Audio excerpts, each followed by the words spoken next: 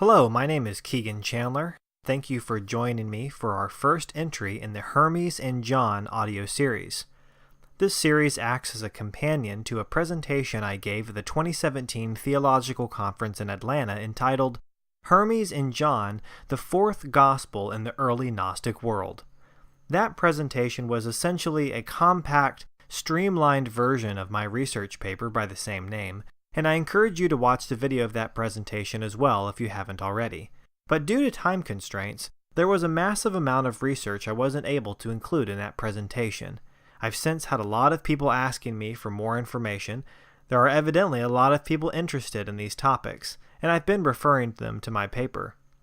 Of course, my paper is extremely long and packed full of information, and not everyone has time to sit down and read it.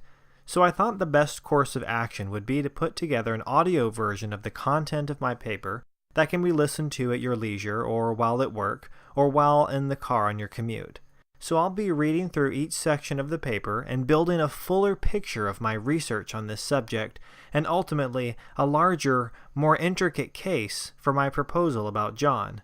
So there will be a lot of ground covered in these entries, and if you're looking for a more compact version of this study, there is always the original presentation. But I hope this format is helpful for many of you out there, and ultimately I hope this information challenges you to take a second look at John and at New Testament theology and early Christian history in general. And I should also mention that I'm still researching and developing these ideas. I'm even now working on a few articles as well as possibly even a new book containing even more incredible information and discoveries I've made since the writing of this first research paper.